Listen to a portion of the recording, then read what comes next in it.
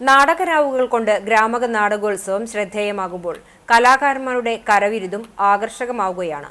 ചിത്രകാരന്മാരുടെയും ശില്പികളുടെയും ചിത്രശില്പ അഭിനയത്രയങ്ങളുടെ സമന്വയമാണ് വേലൂർ ഗ്രാമകം നാടകോത്സവം. ഗ്രാമകം നാടകോത്സവം 8ാം പതിപ്പിലും നാടകോത്സവ നഗരിയിൽ ചിത്രങ്ങളും ശില്പങ്ങളുമാണ് കാണികളെ വരവേൽക്കുന്നത്. ഗ്രാമകത്തിന്റെ കവാടത്തിലെത്തുമ്പോൾ വേലൂരിലെ ശില്പികൾ തീർത്ത ശില്പങ്ങൾ കാണാം. ജയൻ പാത്രമംഗലം, ശശി അത്താണിക്കൽ, സുർജിത് കൃഷ്ണ, ജോത്സൻ വേലൂർ, ലയന ഫ്രാൻസിസ്, പ്രവീൺ കുമാർ, മോഹനൻ വേലൂർ തുടങ്ങിയവരുടെ ശില്പങ്ങളാണ് പ്രദർശിപ്പിച്ചിട്ടുള്ളത്. ലളിതകലാ അക്കാദമിയുടെ സഹകരണത്തോടെ നാടകോത്സവ വേദിയിൽ നടക്കുന്ന ചിത്രരചനാ ക്യാമ്പിൽ ജില്ലയിലെ തിരഞ്ഞെടുത്ത 20ഓളം ചിത്രകാരന്മാരുടെ സാന്നിധ്യവുമുണ്ട്. ഒരു നാടകോത്സവത്തിൽ 3 ദിവസങ്ങളിലായി 20 സൃഷ്ടികളാണ് കാൻവാസിൽ വർണ്ണങ്ങളായി തീർന്നത്.